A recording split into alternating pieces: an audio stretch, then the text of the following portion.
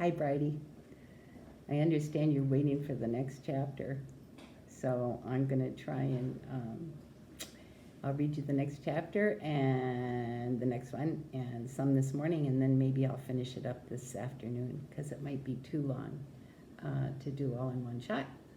So I left you yesterday wondering if those farmers were going to give up, if Mr. Fox was going to get away. They've been trying to dig him out, and so far they haven't gotten him. So we're at chapter 8, and the title of this chapter is The Foxes Begin to Starve. You know what that means, starving? No food.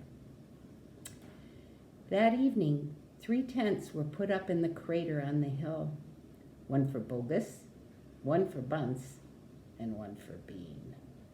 The tents surrounded Mr. Fox's hole, and the 3 farmers sat outside their tents eating their supper. Bogus had 3 boiled chickens smothered in dumplings. Bunce had 6 donuts filled with disgusting goose liver paste. And Bean had 2 gallons of cider. All 3 of them kept their guns beside them. Bogus picked up a steaming chicken and held it close to the fox's hole. "Can ya smell this, Mr. Fox?" he shouted. "Lovely tender chicken. Why don't you come up and get it?" The rich scent of chicken wafted down the tunnel to where the foxes were crouching. "Oh, Dad," said one of the small foxes, "couldn't we just sneak up and snatch it out of his hand?" "Don't you dare," said Mrs. Fox. "That's just what they want you to do." "But we're so hungry," they cried. "How long will it be till we get something to eat?" Their mother didn't answer them, nor did their father. There was no answer to give. As darkness fell, Bunce and Bean switched on the powerful headlights of the 2 tractors and shone them onto the hole. "Now," said Bean, "we'll take it in turn to keep watch. One watches while 2 sleep, and so on, all through the night." Bogus said, "What if the fox digs a hole right through the hill and comes out on the other side? You didn't think of that one, did you?" "Of course I did," said Bean, pretending he had. "Go on, then tell us the answer," cried Bogus. Bean picked something small and black out of his ear and flicked it away. "How many men have you got working on your farm?" he asked. 35, Bogus said. "I've got 36, Bean said. "That makes 108 men altogether. We must order them to surround the hill. Each man will have a gun and a flashlight. There will be no escape then for Mr. Fox." So the order went down to the farms, and that night 108 men formed a tight ring around the bottom of the hill. They were armed with sticks and guns and hatchets and pistols and all sorts of other horrible weapons. This made it quite impossible for a fox, or indeed for any other animal, to escape from the hill. The next day, the watching and waiting went on. Bogus and Bunce and Bean sat upon small stools, staring at the fox's hole. They didn't talk much. They just sat there with their guns on their laps. Every so often, Mr. Fox would creep a little closer toward the mouth of the tunnel and take a sniff. Then he would creep back again and say, "They're still there." "Are you quite sure?" Mrs. Fox would ask. "Positive," said Mr. Fox. "I can smell that man Bean a mile away. He stinks." I have a picture of Bogus holding the chicken.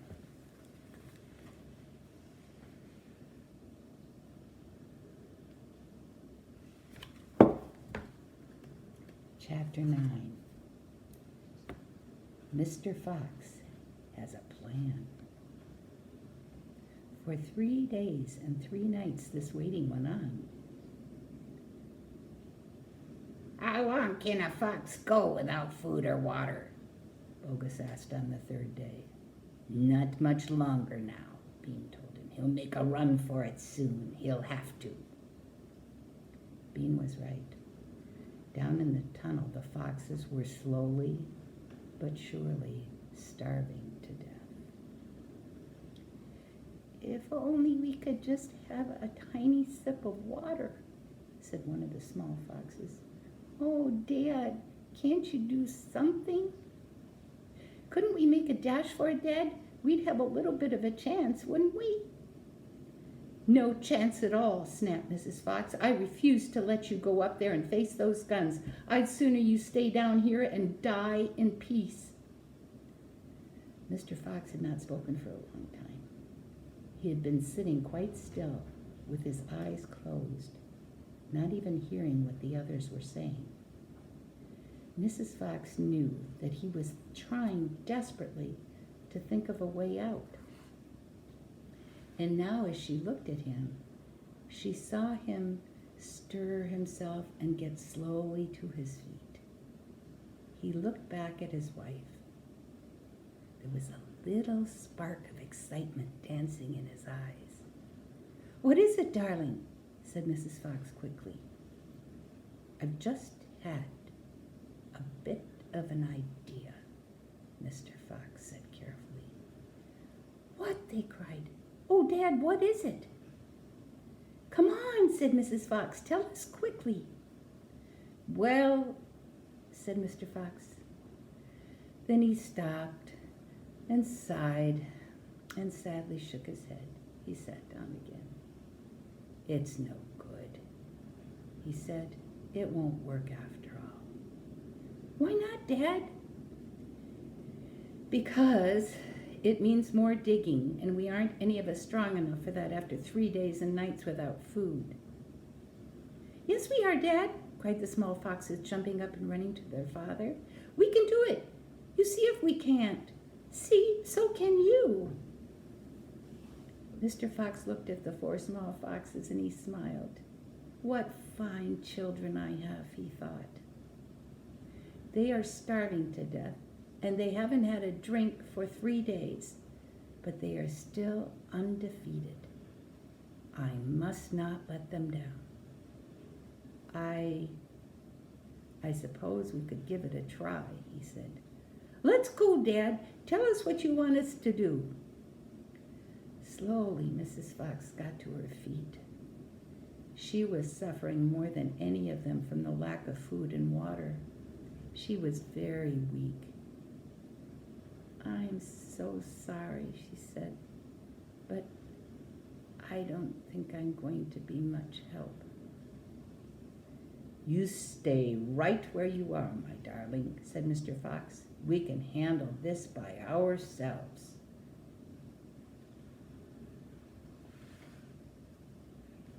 Chapter 10. Bogus's Chicken House Number 1.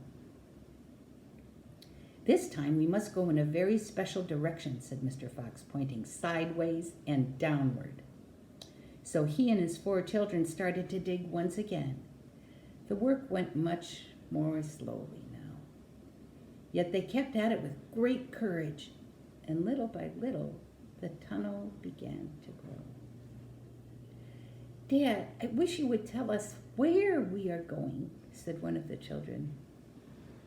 "I dare not do that," said Mr. Fox, "because this place I am hoping to get to is so marvelous that if I described it to you now, you would go crazy with excitement. And then, if we failed to get there, which is very possible, you would die of disappointment. I don't want to raise your hopes too much, my darlings." For a long, long time they kept on digging. For how long they did not know, because there were no days and no nights down there in the murky tunnel. But at last Mr. Fox gave the order to stop. "I think," he said, "we had better take a peep upstairs now and see where we are. I know where I want to be, but I can't possibly be sure we're anywhere near it." Slowly, wearily, the foxes began to slope the tunnel up toward the surface. Up and up it went, until suddenly they came to something hard above their heads, and they didn't go up any further. Mr. Fox reached up to examine this hard thing. "It's wood," he whispered. "Wooden planks." "What does that mean, Dad?"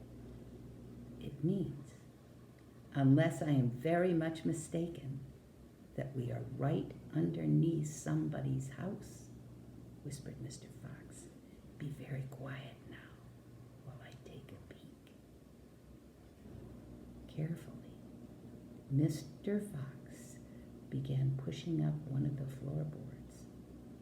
The board creaked most terribly, and they all ducked down, waiting for something awful to happen. Nothing did. So Mr. Fox pushed up a second board, and then, very, very cautiously, he poked his head up through the gap. He let out a shriek of excitement. "I done it!" he yelled. "I done it first time! I done it! I done it!" He pulled himself up through the gap in the floor and started prancing and dancing with joy. "Come on up," he sang out. "Come up and see where you are, my darlings. What a sight for a hungry fox! Hallelujah! Hooray, hooray!" The 4 small foxes scrambled up out of the tunnel, and what a fantastic sight it was that now met their eyes. They were in a huge shed, and the whole place was teeming with chickens. There were white chickens and brown chickens and black chickens by the thousand. "Bogus's chicken house #1, cried Mr. Fox. "It's exactly what I was aiming at. I hit it slap in the middle. First time. Isn't that fantastic? And, if I may say so, rather clever." The small foxes went wild with excitement. They started running around in all directions, chasing the chickens. "Wait," ordered Mr. Fox. "Don't lose your heads. Stand back. Calm down. Let's do this properly. First of all, everyone have a drink of water." They all ran over to the chicken's drinking trough and lapped up the lovely cool water. Then Mr. Fox chose 3 of the plumpest hens, and with a clever flick of his jaws, he killed them instantly. "Back to the tunnel," he ordered. "Come on, no fooling around. The quicker you move, the quicker you shall have something to eat." One after another, they climbed down through the hole in the floor, and soon they were all standing once again in the dark tunnel. Mr. Fox reached up and pulled the floorboards back into place. He did this with great care. He did it so that no one could tell that they'd ever been moved. "My son," he said, giving the 3 plump hens to the biggest of his 4 small children, "run back and with these to your mother. Tell her to prepare a feast. Tell her the rest of us will be along in a jiffy, as soon as we have made a few other little arrangements." Chapter 11. A surprise for Mrs. Fox. The small fox ran along the tunnel as fast as he could, carrying the 3 plump hens. He was exploding with joy. "Just wait," he kept thinking, "just wait till Mummy sees these." He had a long way to run, but he never stopped once on the way, and he came bursting in on Mrs. Fox. "Mummy," he cried out of breath. "Look, Mummy, look! Wake up and see what I've brought you."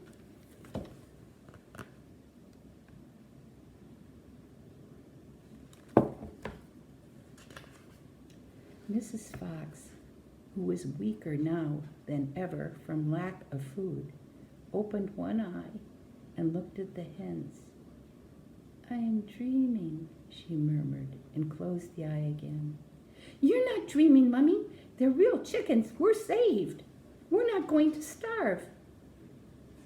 Mrs. Fox opened both eyes and sat up quickly. "But, my dear child," she cried, "where on earth?" "Bogus's chicken house number 1, spluttered the small fox. "We tunneled right up under the floor, and you've never seen so many big fat hens in all your life, and Dad said to prepare a feast. They'll be back soon." The sight of food seemed to give new strength to Mrs. Fox. "A feast it shall be," she said, standing up. "Oh, what a fantastic fox your father is. Hurry up, child, and start plucking those chickens." Far away, down in the tunnel, the fantastic Mr. Fox was saying, "Now for the next bit, my darlings.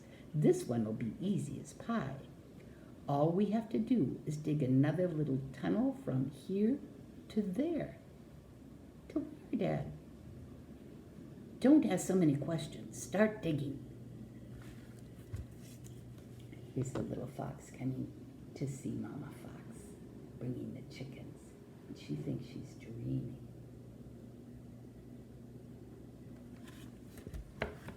Where do you think they're going next? Can you imagine?